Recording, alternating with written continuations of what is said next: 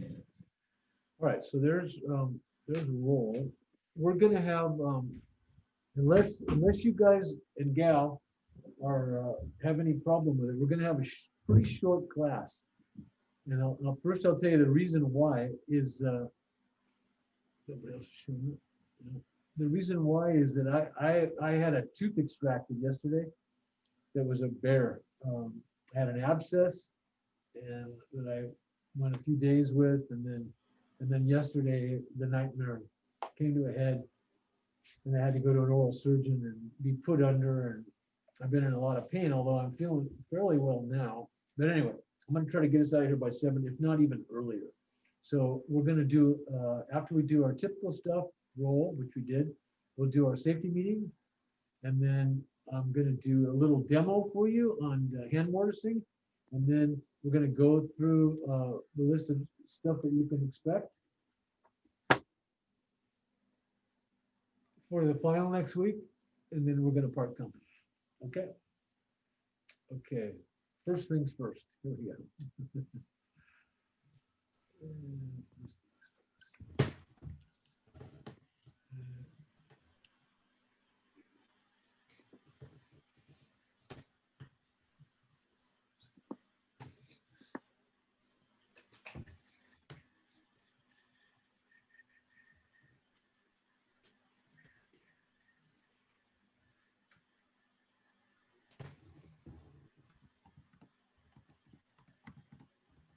What's the date today? 12/3?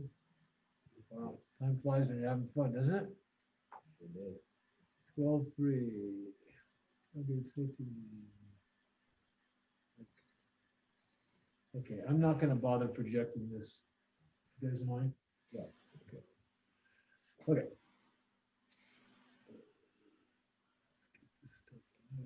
I'll start out. Material handling and lifting. Let's see. Let's get this.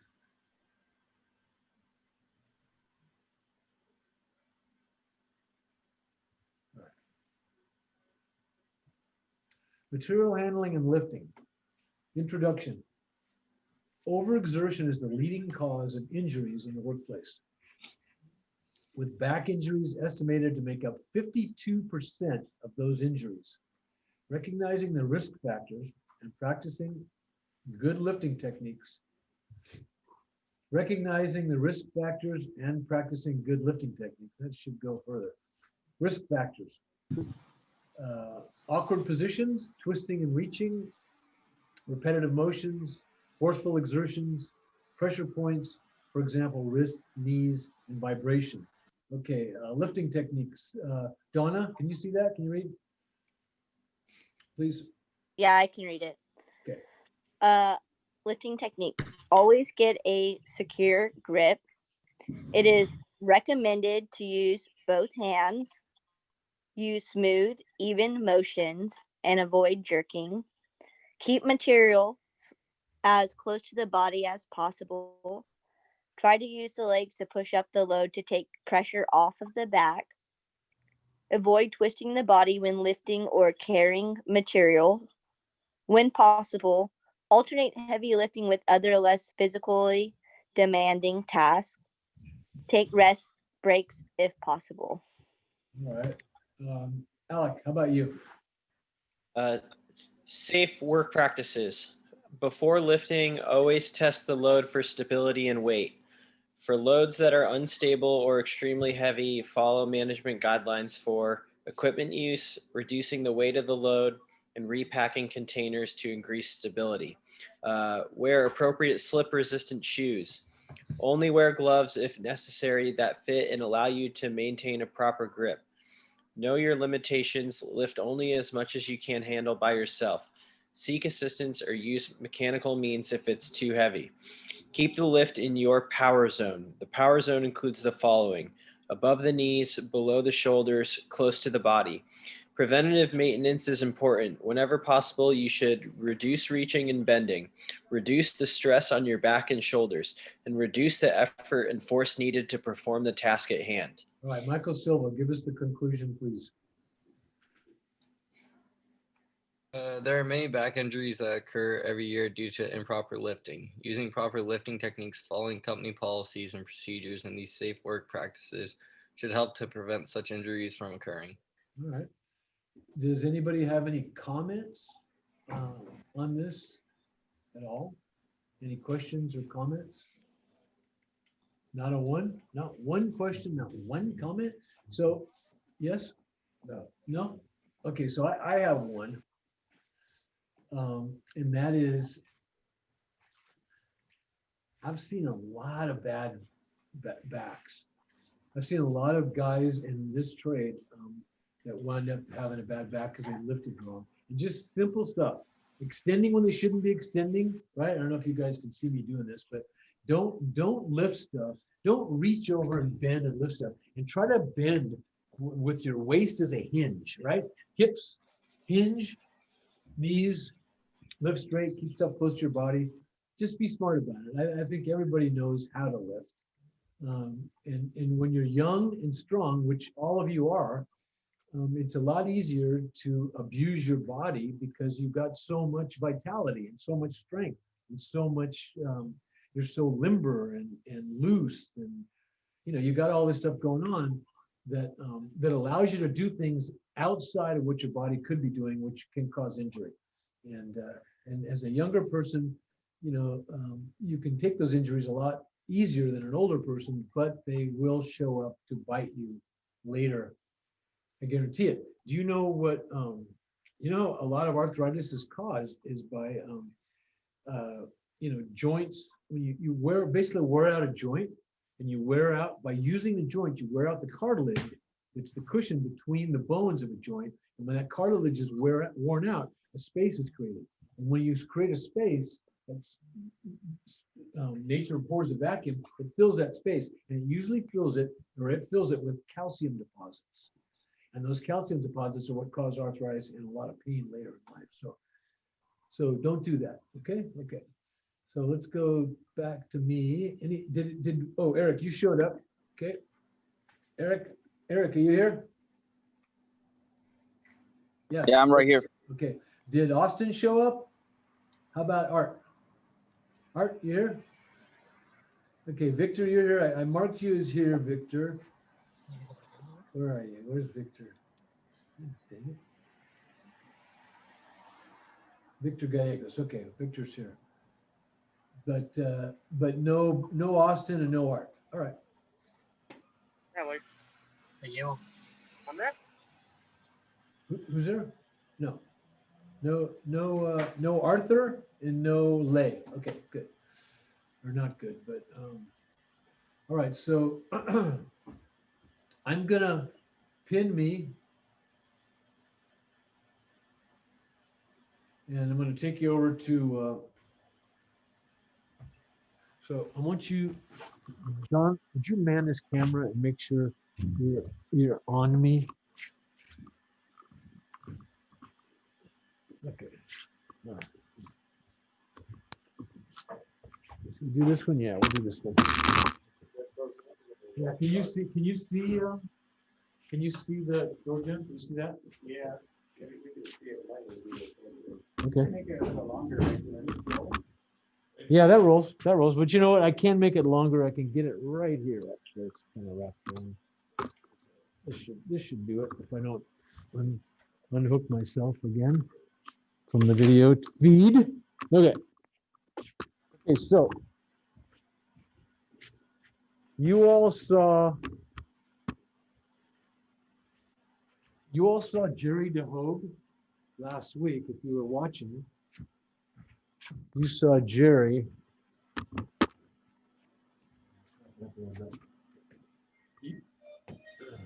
Sorry, excuse me one second. So this could be a layer and art, right?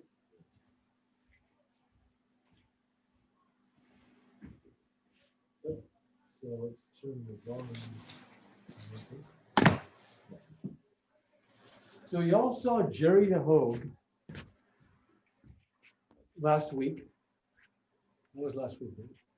Y'all saw him when he got this door swinging and he broke out the Templaco he calls it Templaco, I call it Templaco, boring jig. And he laid the jig out for a 2 3/8 back set, 36 inches off the floor, bored the 1-inch latch hole.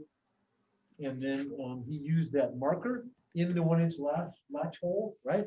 And he closed his baby, and he marked it to the hole for center, where the stripe goes. And then he had these plugs that he put in, and then put his template, the plug indexed it, and then he used that template to route out for the stripe. So if you don't have a Templaco jig and you don't have templates like that, I'd like to show you how to mortise anything, how to mortise a latch in the edge of the door, how to mortise the strike. And in this case, we're going to go ahead and mortise by hand. We're going to mortise this deadbolt strike. So I know I'm out of frame. I'll get right back in. Yes, John was what I need an adjustable square. There. That should be right.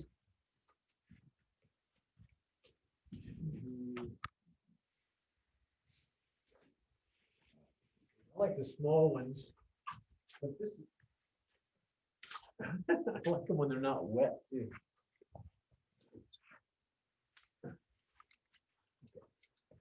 Okay, good. Way to follow. All right. So in mortising by hand, this tool is not imperative, but this tool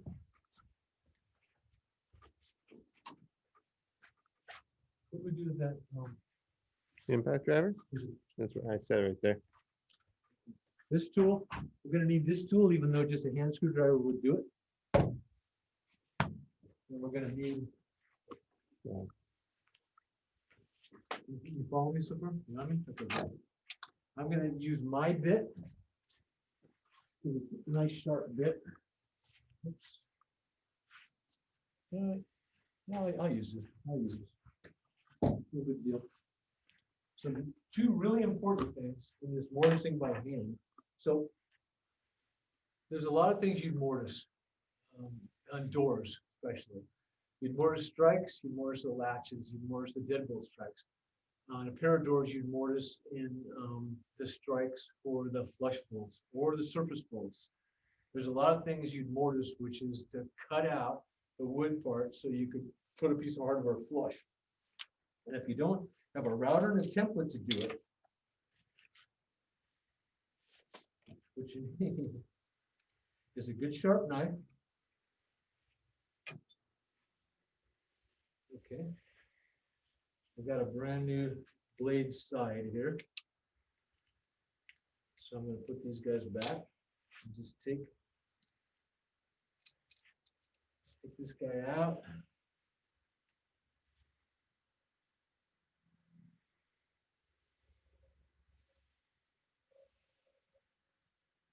Yeah.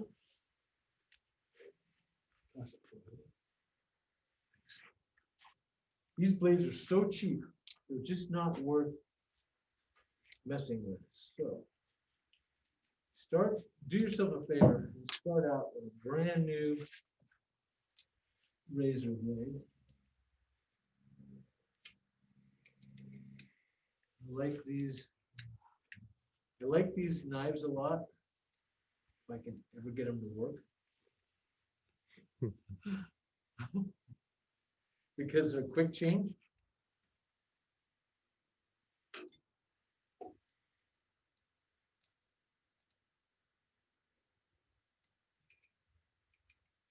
Come on.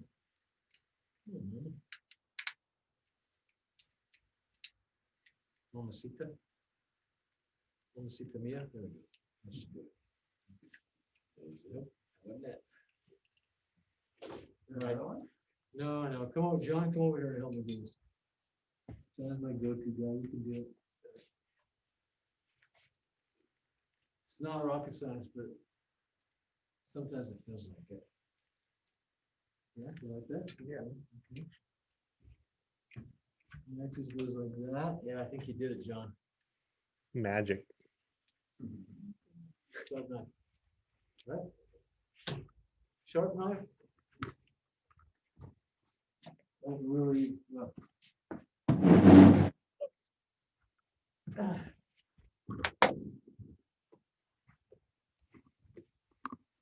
Is that strike over there? Where's that strike? Strike. Thought it was. Did I set it back over there? I don't know. No. No. It's around here somewhere. Didn't go far. It's right behind you. Didn't go right. There's none. I just saw someone walk by. Did? Yeah. Hey, Ray. Ray, you sick? No sniffles, no loss of sense of smell, or no sense of, is your timing been off? You're good. You're good. So Lays, you remind me to mark you here, okay? Matter of fact, I'll do it right now. This is accident damage instruction on 154 there. Oh, you live over, yeah, you live over in the valley. Okay, Austin. Here's Art. I'm doing a demo on Van Morrison. Art always comes. I'd be surprised. Yeah, I'm surprised too. I'm doing a demo on hand Morrison. So this is an 1 3/8 door. What's half of 1 3/8? Yeah, right, exactly, 11/16. So if we set this guy at 11/16, which I cannot read. There's no way I can read it. So I'm gonna go ahead and set it to the middle of the door based on the middle of this strike. And the middle of this strike, this lip strike, is the middle of these screws, right? So we're just gonna pretend that we got a deadbolt up in here. Okay, going this way. Then we'll put a line for the center of the deadbolt. And we're gonna mortise and strike. So this is assuming you've already laid out and bored the hole, right? Know what I mean? You've laid out and bored the hole. Now I can't do it like this yet. I guess actually I can. I think I'm gonna do it like that because the back of this strike has got metal.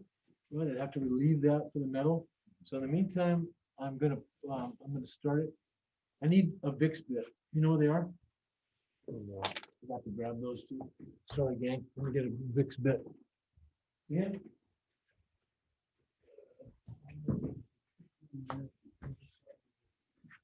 I'm sorry. I think this extension is what always comes apart. Shut that. Electrical tape or something, we could fix it. Okay, VIX bit. So what we're gonna do, because this strike has got that metal sticking off the back of it, I'm gonna go ahead. Would you find me a drill I can chuck this up with? I think that Makita will do it. So I'm so badly prepared, everybody. And by the way, a really cool thing for screws, and especially if you're going into something like, birch jam or cherry or oak or something like that, that's maple or anything that is soft fur, is a little block of paraffin in your bag, a little block of beeswax in your bag, piece of a candle, or a piece of soap. I'll probably find one in my bag, but you take your screw and just go right through the soap, beeswax, or paraffin, and it gives it some lubricant to go in there and do its thing. So I'm going to hold this just how it goes. And I'm going to use the VIX bit like this. And like this. Only I'm gonna not screw it on like that because that's gonna hold it off. I'm going to turn it over and screw it on like that. It's definitely symmetrical. So I can do that, and that'll give me a good flat surface to guide my my knives. So I've already piloted the holes.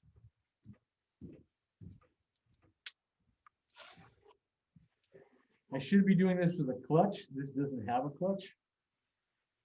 So I'm just going to give it, I'm going to do it by feel. It doesn't have a clutch. It doesn't have a clutch. It costs by the clutch.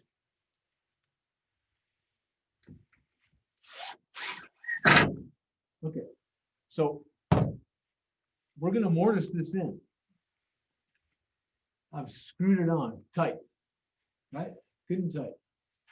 Now I'm going to score it. Well, that's really close. Okay. If I don't blow this out, it'll be a miracle. So I'm going to take my super sharp razor knife and I'm going to score it.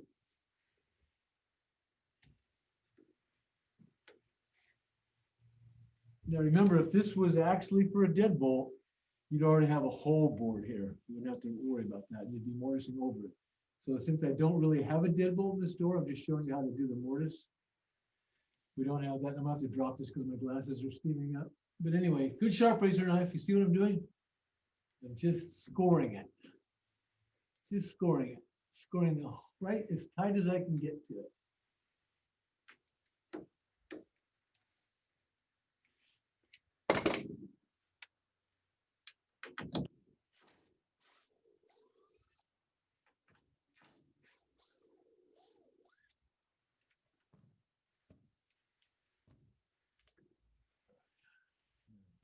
Won't see that again for a while. So, can you see that okay? Yeah. Can you see where I've scored it? And now I'm gonna deepen that cut. With the grain, I'm gonna probably cut it deep enough, just by hand, to get it as deep as it needs to be. And then let's see, this looks like a 1 inch or maybe 3/4. It's definitely not it.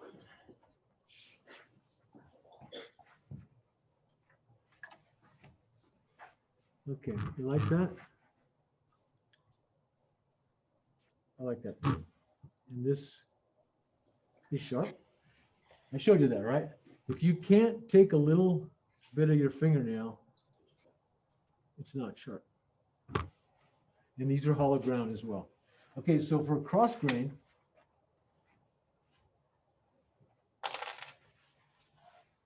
we're not going to use the knife. We've just used the knife to score it. Cross grain, we're going to just lay that on there.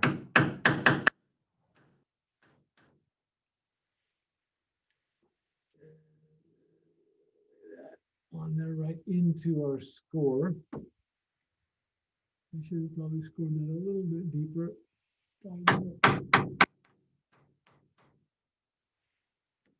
It bounced.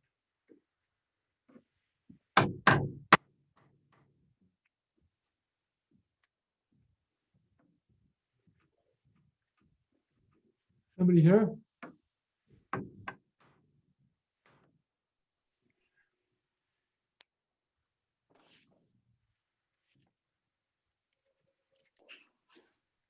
Score it. Make sure that, I know that thing's only an 1/8 inch deep. Make sure that's scored deep enough. And then this is how a chisel is supposed to be used. You make a series at about 45-degree angle cuts. You can go from the top or the bottom. In other words, I could go like that too. It's just easier for me in this position. Go from the bottom. Make a series of cuts. And sometimes I don't use a chisel as wide. I use like a 1/2 inch chisel and I can move it around a little bit easier. Right on the mark. And then once you do that, You can start taking it out.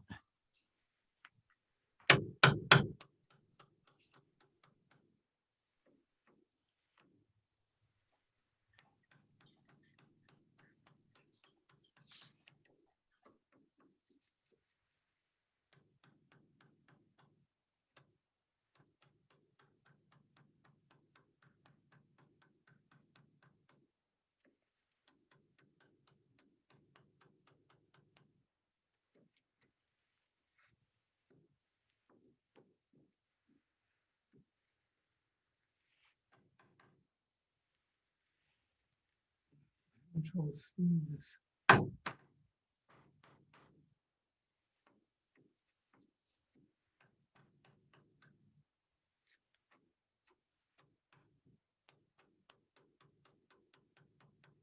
Don't hesitate to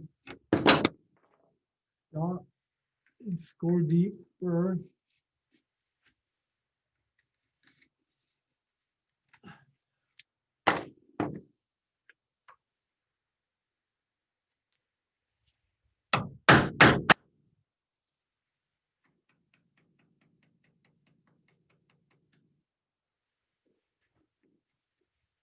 Should have. That's the best way to go with this grain. See that now, the way it's cutting, I should have known when I first started coming in. This is a much smoother way to cut it.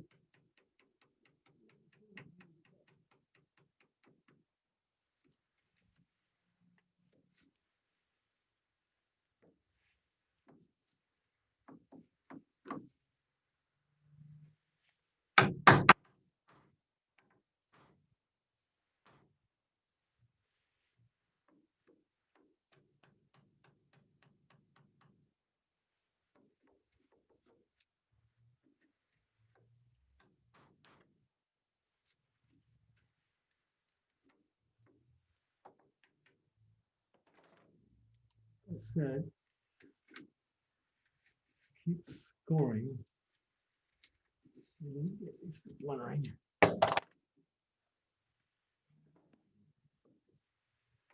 I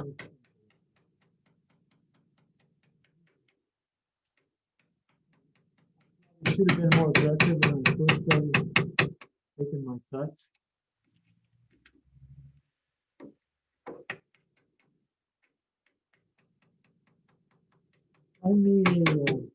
Find me a bit, like a 1/4 inch bit. Top of the right hand drawer, all the way in the top, there's a thin case that's full of drill bits. Filled with drill bits. I mean, it's so full of drill bits. Is that top right one? That one. Yeah. Give me a 1/4 or something like that.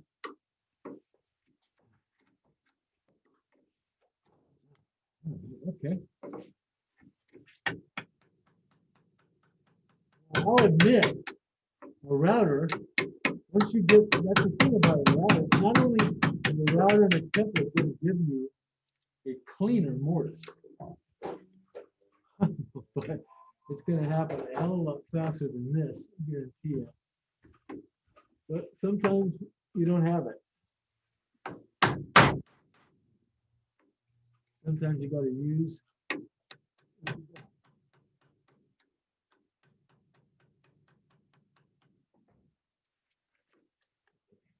Okay, I think we're there.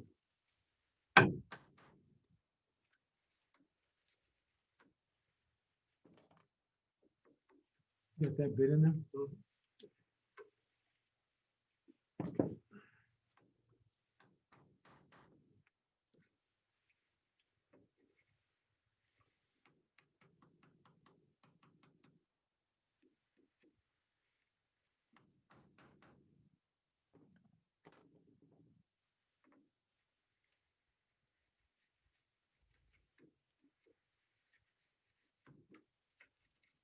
Good sharp chisel, you should be able to do this pretty much by hand without a hammer.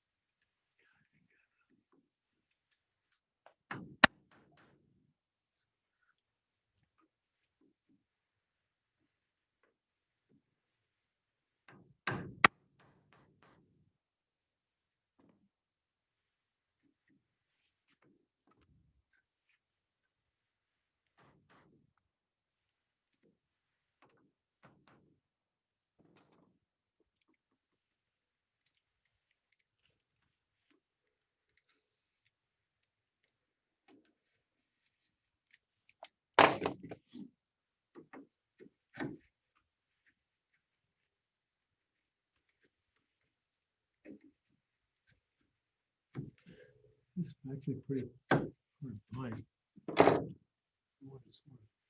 Which is not a lot.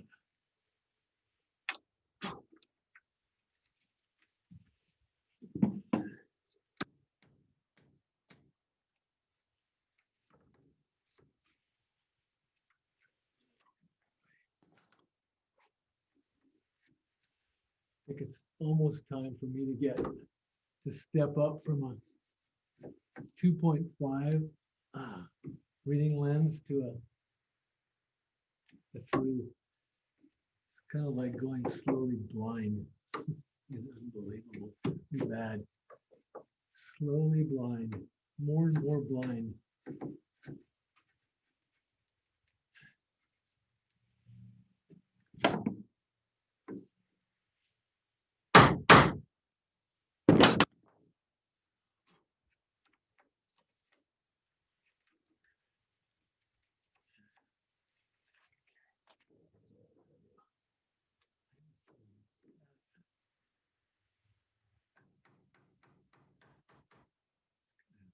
This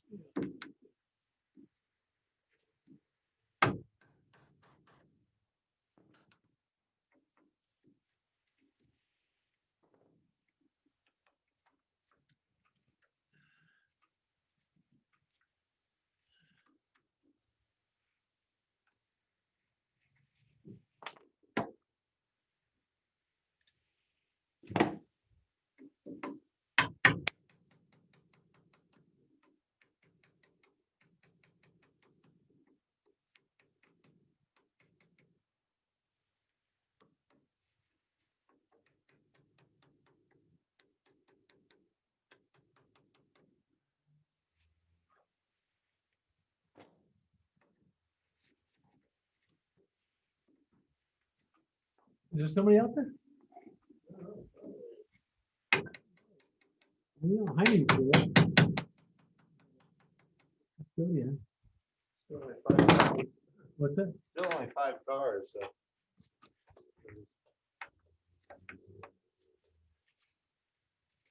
Okay, I think it's this. I think it's this that's holding me out.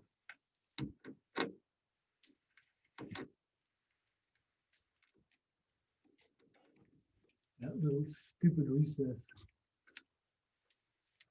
Or not recess, but that little tip.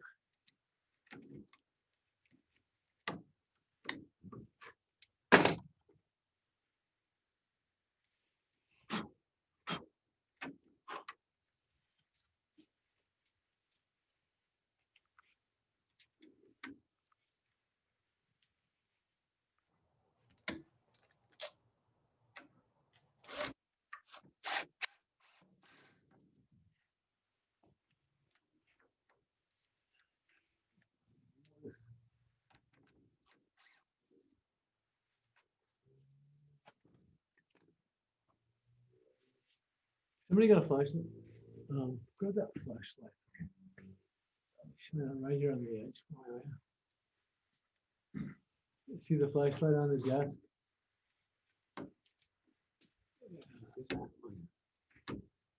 Yeah, that one. Isn't it? It's 1100 candle power. For a small flashlight, it's an insane amount of candle power. Monster lights. You guys heard of those? Really. That's the smallest one I have, but it's still 1100. So that's a lot of candle power. I mean, those little two D cells are about 500 candle power. Yeah, these are huge. Yeah, I know. They are. All right. That's better.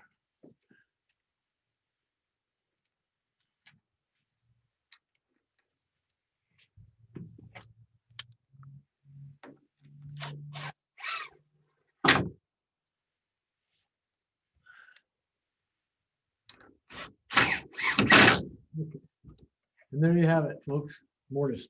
Got a little chinger right there, but a finger full of white latex caulk, and that's gone. There's a piece of wood there. So That's mortise. That hole would be so the deadbolt would throw, and there you go. That's a mortise by hand. Screw it on, score it with a sharp knife, take it off, score it all the way around, and then use a chisel for cross grain and a knife for with the grain. Okay, so that's that. And John, you're gonna go put this on for me right now, right?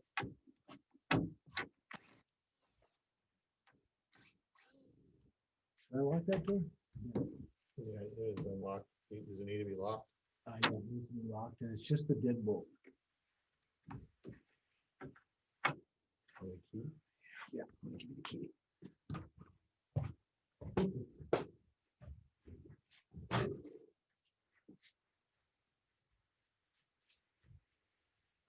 And it's really a bear to, well, you'll figure it out. I know you will.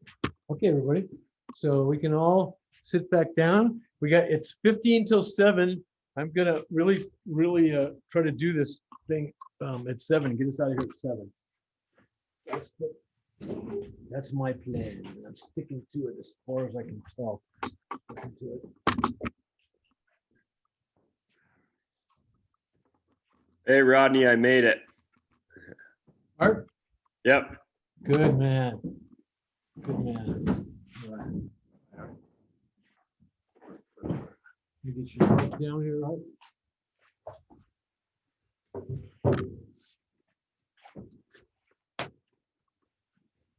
And then, remind me, we'll clean this up after. Okay, so if you didn't join us earlier,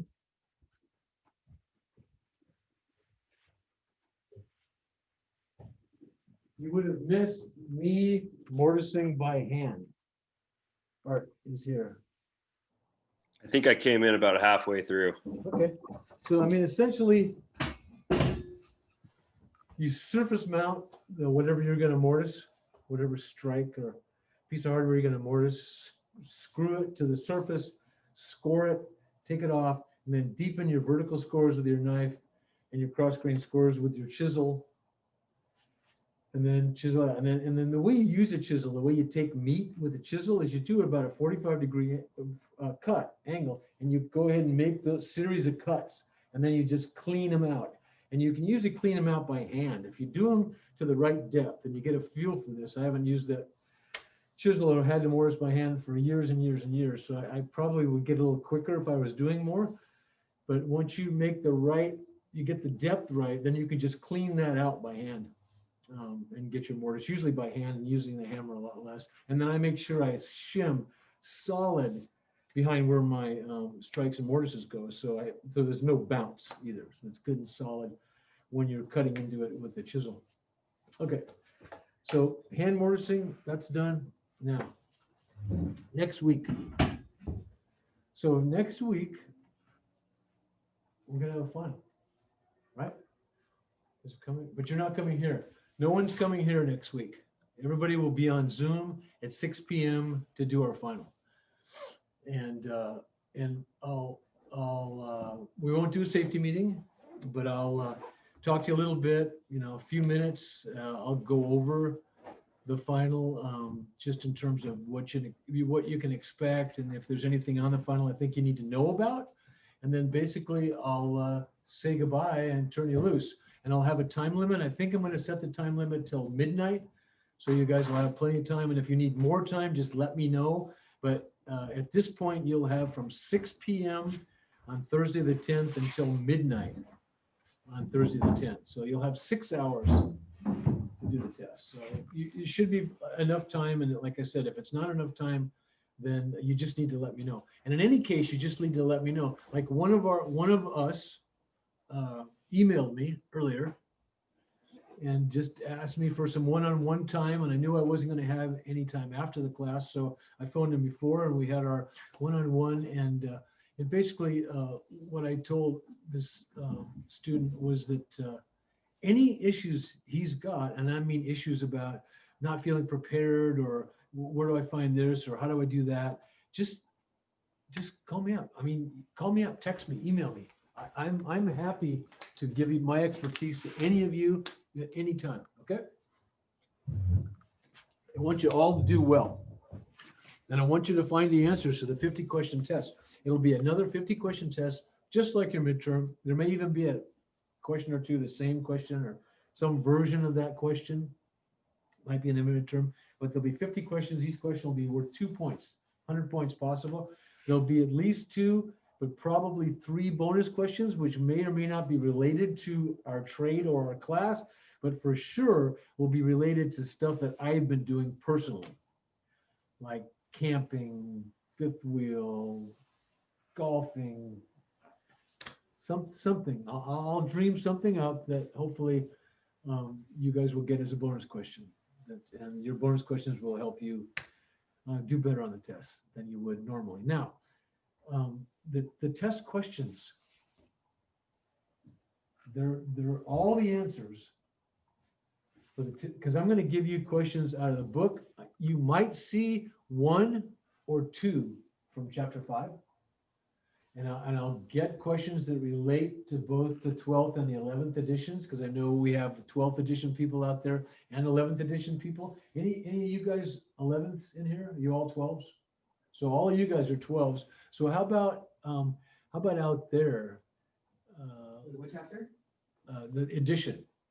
Oh. Do you have the 11th? Do you have the 11th or the 12th edition? Okay, good. So it's 5 and 15 in the 2 chapters. 5, we did some midterm stuff. I may have 1 or 2 questions. Most of the questions, book questions, will be out of 15, which is the exterior doors and window chapter. Right here. Windows and exterior doors. Right out of the book, or the workbook, which is right out of the book too. And I'll make sure that the questions I have, the answers can be found in the 12 and the 11. So I'll make sure I do that. And then next semester, we're going to do it a little bit differently. So you're going to have questions out of the book, and I'll refer to the chapter. I may refer to the section it comes from. So you'll have a place to look. And like I've said more than once before, I don't expect you to have all this stuff in your head. I even though I would like you to have read the chapters, I suspect most of you haven't, and that's okay with me.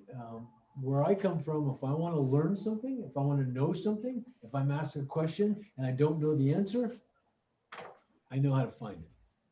And you're going to have everything at your disposal to find it. So not only are you going to have a book, but the questions that I ask you based on my lectures, you're going to be able to go on Canvas to the weeks that the lectures are from and just scroll through the videos.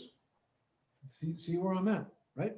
I mean, you'll be able to do just what I'm doing. So we'll go back to share the screen, tailgate safety meeting, share.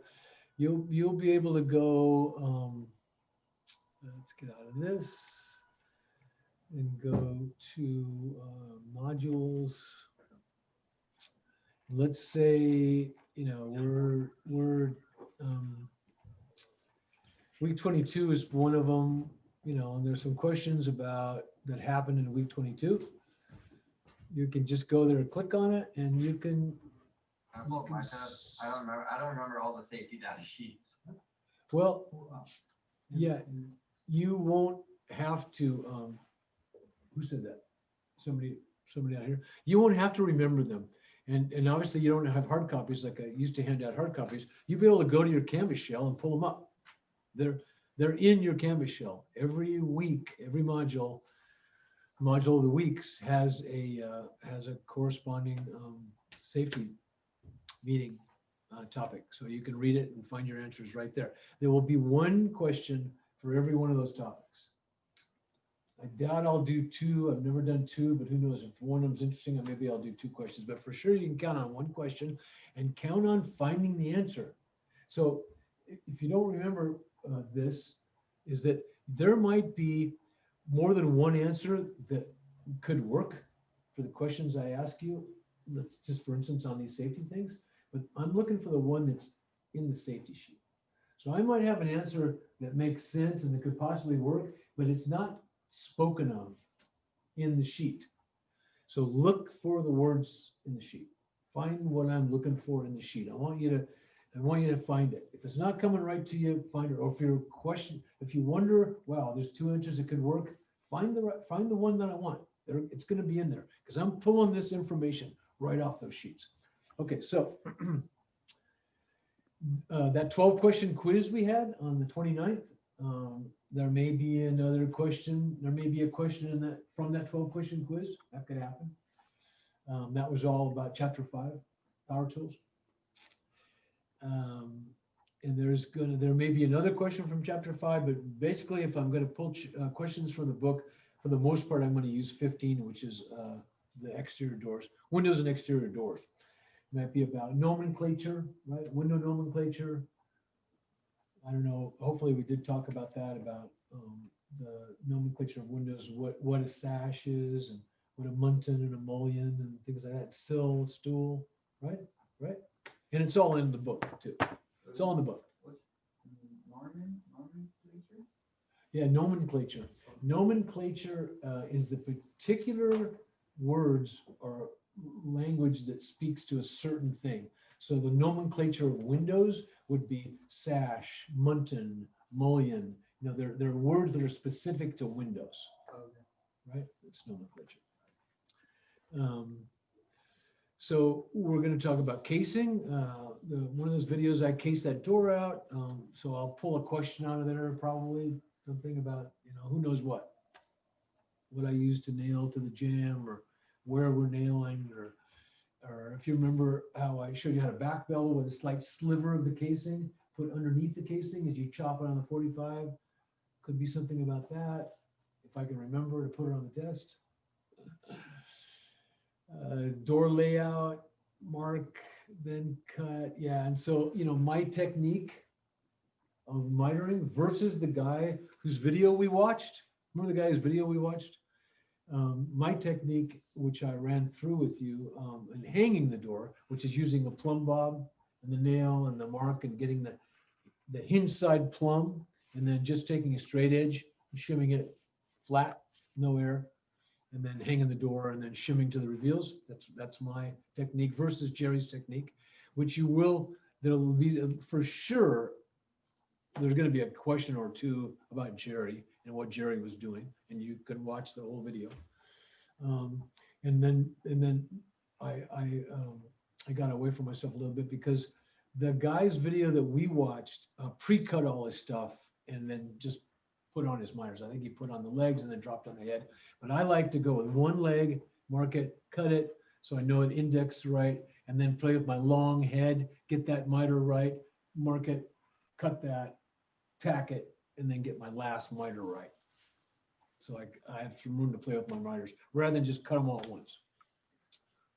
Back beveling helps slightly, get you to draw your miters tight in the front because that's where you want them tight. Jerry does not glue. I glue my jambs, I glue my miters. I always have. He's probably right in not gluing jambs, and I think I like the idea of screwing jambs and not breaking that glue joint, but I do like gluing miters. And especially if you got a miter clamp and let that glue go off, and if they don't get moved around a lot, and there's no reason for them to, they can stay tight like forever and ever and ever. Forever and ever. All right, we got 2 minutes. Casings, questions about my method, right? The plumb bob method. You might be questioned about that. And straight edge. Remember I said I don't use level. I don't use a level at all. I use a plumb bob and that's it. And I use the door I'm hanging. The only thing I make sure of is when I hang that hinge side leg, I make sure that I have to lift the latch side leg to get that reveal even and not drop it. Because if it's down on the floor, I can't drop it, right? So that's what you need to be aware of, is you need to be able, if you're hanging the door the way I do with plumb bob, that when you hang that top reveal, that you don't have a large gap at the latch side, which means your latch leg has to come down, and it can't because it's on the floor. And then you'd have to cut it with a fine tool. So it's better to have this leg up and know that you can, and it's dropped down tight to the door. So that way you can just shim it up to reveal. Right?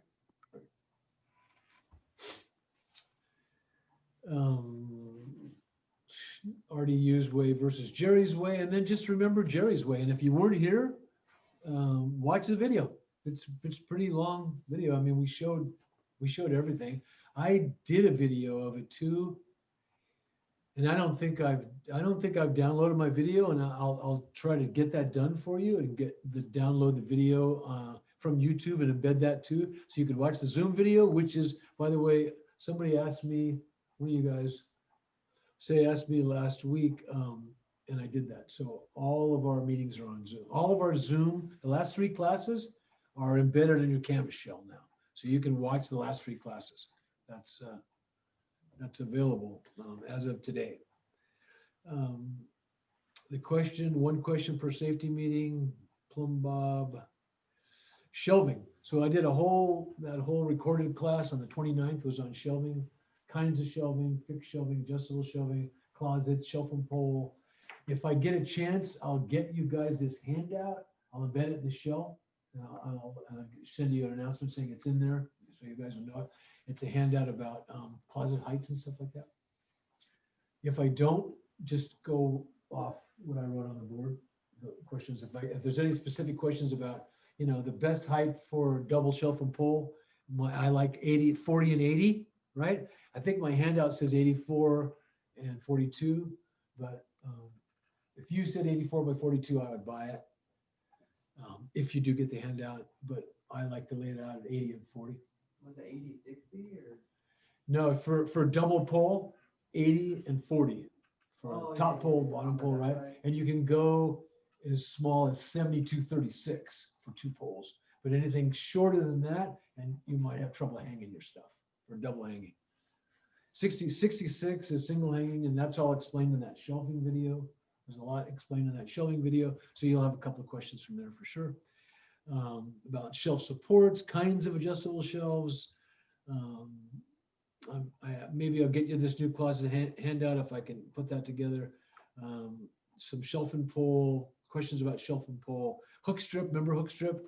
1/2 by 3 1/4 reversible with the radius edge and a radius edge. And that's what we use to cleat.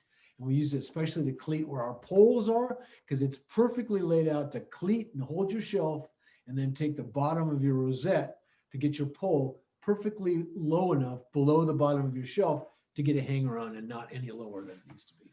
And not so high that you can't get your hanger on, or you're struggling to get your hanger on. You want to make things easy, right? Plumb bob way of a 30-degree shoulder miter. Remember the table saw joints, and remember I did show you that when we got into the shop. I showed it up close, so I may go back. I may revisit that. I mean, basically, I'm going to go through my standard questions, and I'll have those included. I'll pull the questions out from the safety meeting topics, and then I'll start pulling some questions from the book, and then I'll be spot looking through my videos and pulling stuff which I think you should have remembered, or that I think is germane, or something I want you to be able to know. Okay, and then you'll be tested on, and you'll get the right answer, and everybody will be happy. But even if you get the wrong answer, it's like, right? You will learn. It's in some ways that's a better. And don't be afraid, man. Don't be afraid. Answer the questions. Don't leave any. If you leave them blank, you got it wrong. If you answer 2, you got it wrong. I don't think Canvas will let you answer 2. All right, bandsaw. There'll be some stuff in the bandsaw, right? We did a whole bandsaw thing. There'll be adjusting, taking the blade off, adjusting it, the gappage between the guides, the circle cutting, Dremel point stuff. I think that might have been before, but this will be one of those videos is I did on the bandsaw, and then I did one on the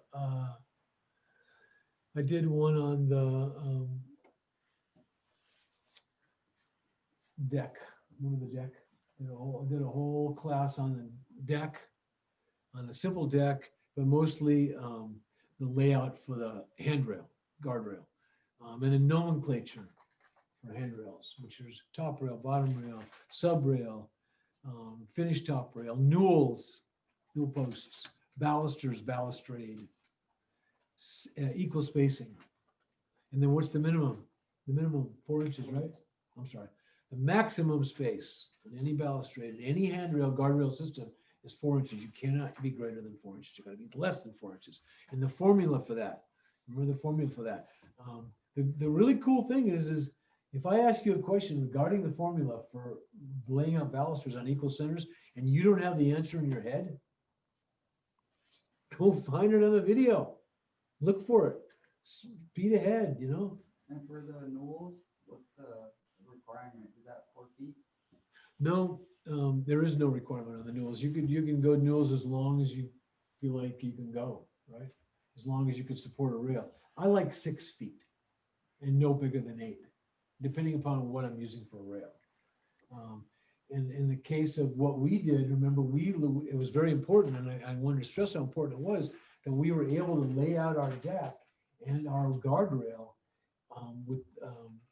with the same newel to newel measurements. So we had exactly 4 of the same newel to newel measurements on both ends, and I think it was 5 or 6 exactly the same newel to newel measurements. And those allowed us to do basically just 2 spaces to get the centers right. You know, did one, and that did all 4 of those on the end. Did another one that did all of them on the front. So, which is planning your deck and planning your guardrail layout is the biggest part of it, because then you save yourself a ton of work. A ton of work. You know, and if you're doing stuff by the bid and you've just saved yourself a ton of work, you just put a bunch of money in it, right? You bid something that you figured it'd take you 8 hours at 50 an hour, and it took you 4 hours, you just made $100 an hour. On the other hand, if it took you 16 hours, you just made 25 an hour, right? And stuff like that happens all the time. So yeah, the newels, balustrade, handrail, guardrail. It's on, I can't remember which one it is, but it's labeled on the canvas. How to lay out balusters with equal spacing, minimums, right? 42-inch minimum on the guardrail height. Again, that's in there. 4-inch maximum on your newel spacing or baluster spacing. We also did a little clinic on the jointer and surfacer that night, which we filmed. You guys want to see my stitches? I don't want to see my stitches either. We did a little clinic on the jointer and the surfacer, and so you might have a question about it. Jointer and surfacer. You probably will have a question about that. Newell's layout balusters, eagle jointer, surfacer, Jerry DeHogue. Questions from chapter 15. That's pretty much it. You have any? You guys have any questions for me? The folks at home, any questions for me? Any questions for me out here? Let me get this No. view. I don't have any questions. Donna has no questions. Okay. Let's get a gallery view here. Is that the gallery? We didn't cover much crown molding. We did not. You're exactly right. Not that I necessarily require it, but I just want to make sure everyone's okay with us not covering it. Yeah. You're just gonna have to suck it up and be okay with it. 'Cause we're not Yeah. gonna- But here's the good news, Art. You ready for the good news? Yeah. CT115. That was my next question. I want to take that one next. Yeah, well, we're gonna take. I will definitely take it well into crown molding and well into coping and the various kinds of crown. And there we have a bent for cabinet making, so we're going to do a lot about cabinet making, drawers, boxes, shelving, you know, site built cabinets, garage built cabinets, shop built cabinets, stuff like that. Yeah, I like to think of CT115 as advanced finished carpentry / cabinet making. That'd be awesome. Yeah, it'll be a good class, and plus, if it continues this way, and we can have this hybrid class, and some of you can come and some of you can be on Zoom. We can make it work. How has it been? The difference between just all Zoom and just me to Zoom to the hybrid now, where we have some guys out here and you guys. Has it been okay for you guys? Yeah, you guys and gals, gals. I've been in both spots, and it's been, you know, it's obviously better being in the class, but you know, it's nice being able to get off work late and still be able to attend class. So Yeah, no, I want to make it work. Well, obviously, the school wants to make it work for you guys. It's not ideal for anybody. I'd much rather have you here. There's a lot more to show you, but I think we're doing okay. I feel like we're doing okay, and you all have an open line to me. If you need to talk to me about anything, call me, email me, text me. I may not have time for you right that second, but I'll make time for you if you need anything. And if there's anything, like for instance, Art chimed in about crown molding. He wanted to know more about crown molding, and I want to give more about crown molding, but as it turned out, it's going to go on to 115. So next week, all of our Zoom classes, I kind of lagged, I think last week and maybe the week before, didn't start Zoom for a while, but most of the stuff is in your Canvas shell, the Zoom meetings, recorded Zoom meetings. So you guys have stuff to look at and show up here, not here physically next week, but show up on Zoom next week at 6 o'clock. All right, you've got to be here. I will mark you absent if you're not here. So show up. If you have to show up late, just somehow let me know. Make sure if you're late, somehow get my attention and let me know that you did show up, because your attendance counts. Counts for 20% of your grade, and actually counts for more like 60% of your grade, right? Because I can't gauge your attitude or your participation if you're not here. So attendance, attitude, and participation, that's 60%. Midterm, 20%, final 20%. 5 20s is 100. So showing up, as in life, which you've heard me say before too, showing up it's half the battle, man. Just getting yourself there.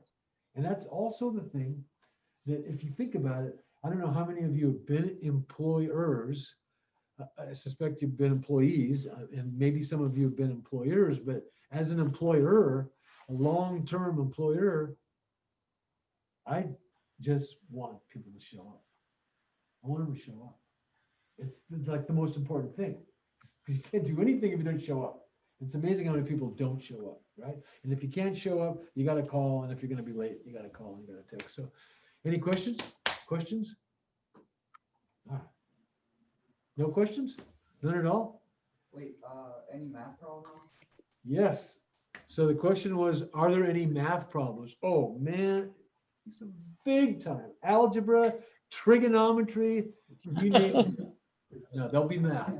They'll be similar to the math before. There'll be adding up dissimilar fractions using the lowest common denominator to add, subtract fractions. There'll be some decimal questions. There'll be some board foot questions. Yes, there'll be some math questions. I will definitely hit you up with math questions. And math is relatively simple in the level we're doing it in. And use your phones, use your calculators. You got them on the job. There's no reason why you can't use them. None. So use your calculators. Yeah, there'll be math questions and board foot questions too. It's about board foot and, remember mill board foot and mill square foot, difference between cheapers and stuff like that. Dude, I actually, before we go anywhere, I got to show you guys a couple of things. So I'm doing this job, right? And we're framing. I got it out of the ground last week and we're framing. And the kitchen window, the owner has wanted to add a window. There's 2 drawn, 2 shown, and she wants to add the same size, but she wants a 3rd window in this kitchen run, and that's fine. There's no shear involved. It's just, where does it go? So where does it go? How does it lay out? And so we laid it out today, and this is how we laid it out. We laid it out to scale. We dimensioned it. And then we laid it out to scale. Well, we did a little bit on this, on the floor. I did some measurement on the floor. I got some numbers I wanted to use, and then I just did the math and laid it out to scale. And so this is a scale drawing in 1/4-inch scale of that wall that counts from the corner to the kitchen doorway right here. I had 20 foot 11. And so given that, what I've got is I've got 34 inches, a 40-inch window, 30-inch space, a 40-inch window, 30-inch space, 40-inch window, and 34 inches, which worked out perfectly. I could have made all of them equal, but this is what the owner wanted, and I got some symmetry out of it. So being able to lay it out to scale I'm able to give this to the framer and he'll know how to frame this. And the owner can see it and go, yeah, I like that. Okay. So laying out to scale, really important. So who knows what I'll hit you with? I may hit you with a question or two for the midterm, but more than likely it'll be, or not more than likely, it'll be mostly, if not all, the stuff from the midterm on that we've done, which are all on video and some in your book, chapter 15 for the most part. And your safety meeting, questions about your safety meeting.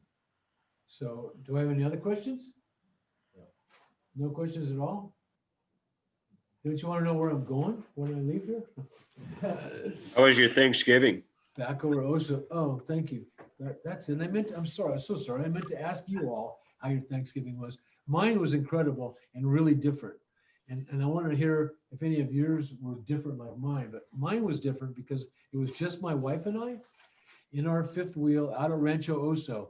So it was just us, and it was an organic kosher turkey breast in the oven, 4.5 pound turkey breast, a Brussels sprout and French fried onion dish. It was baked, might have been pan fried, then baked, and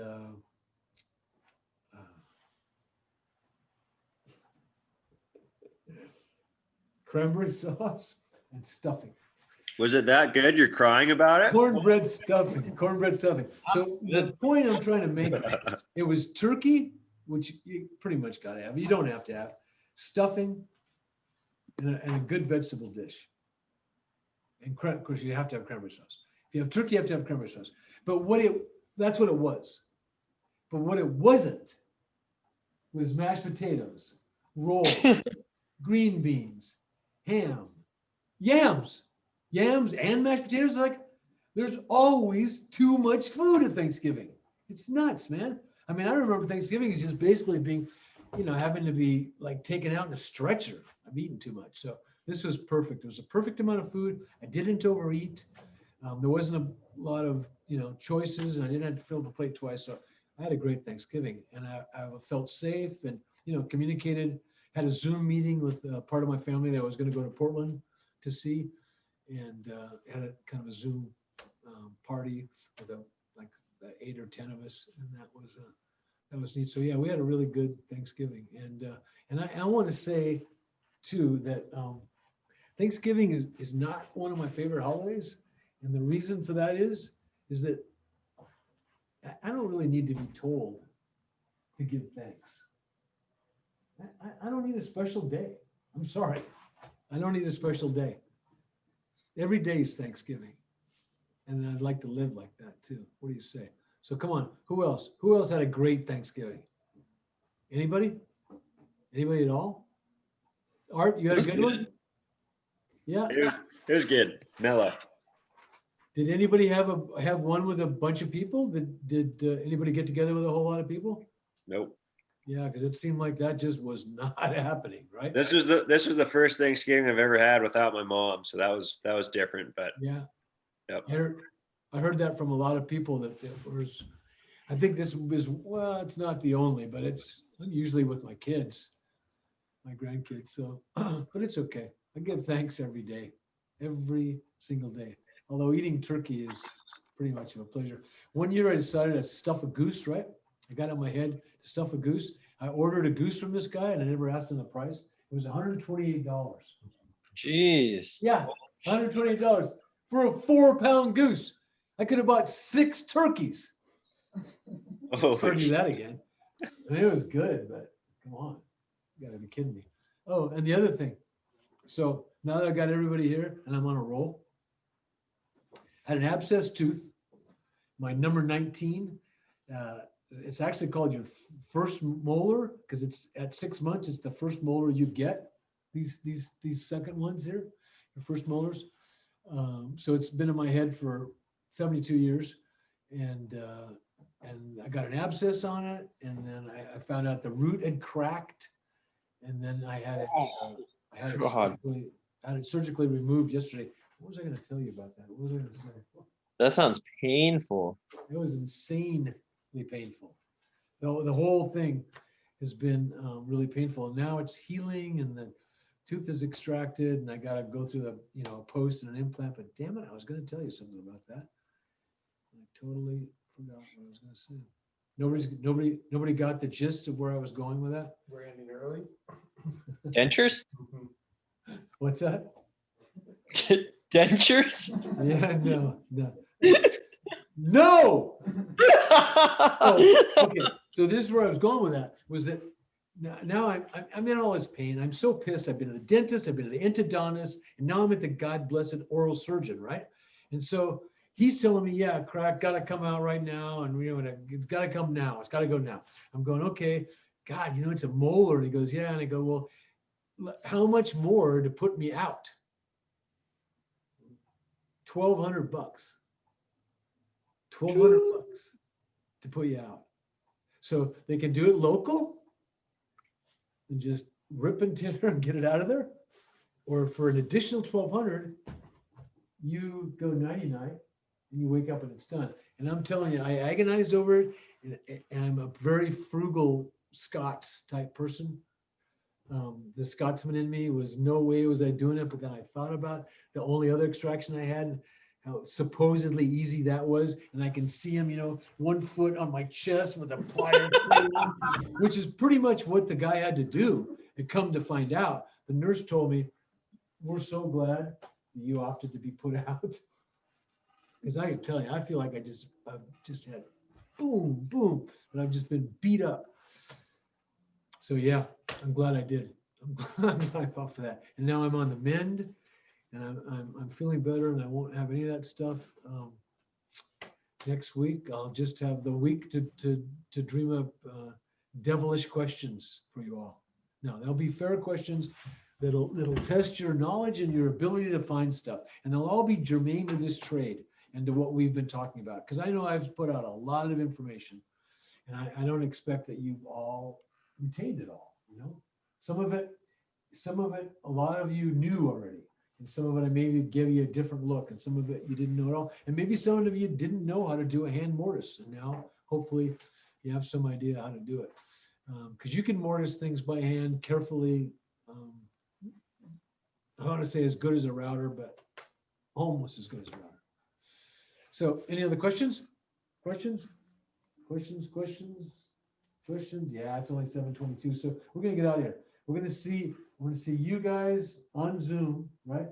Everybody on Zoom, and everybody's been showing up. Thank you, everybody, for showing up. See everybody on Zoom, 6 o'clock or a little before next week.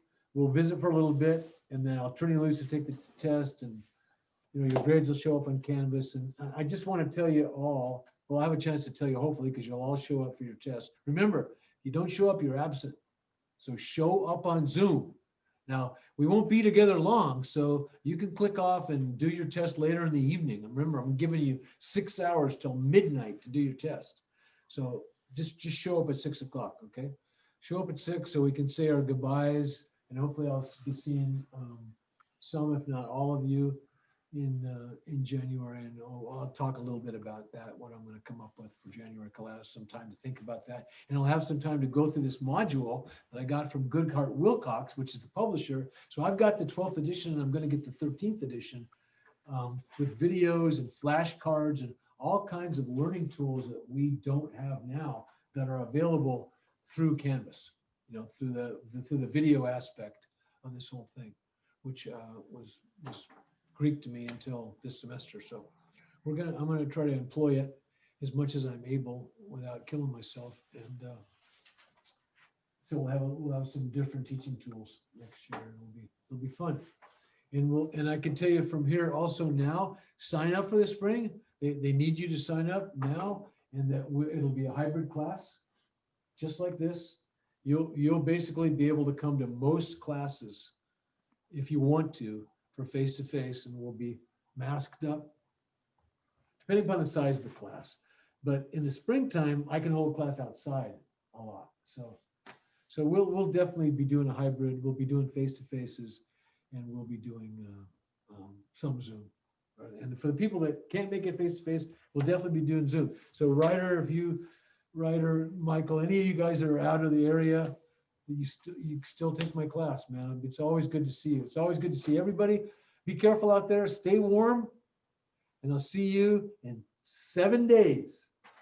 See you. 6 Yeah. days. Thank you. See you, Donna. Rodney. Noel, Art, Alec, Brandon, Victor, Eric. Okay, where are we here?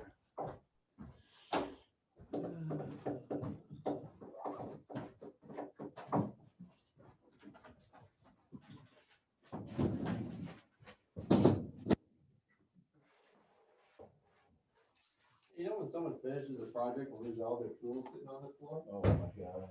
Clean up for me, will you guys? See you, Eric.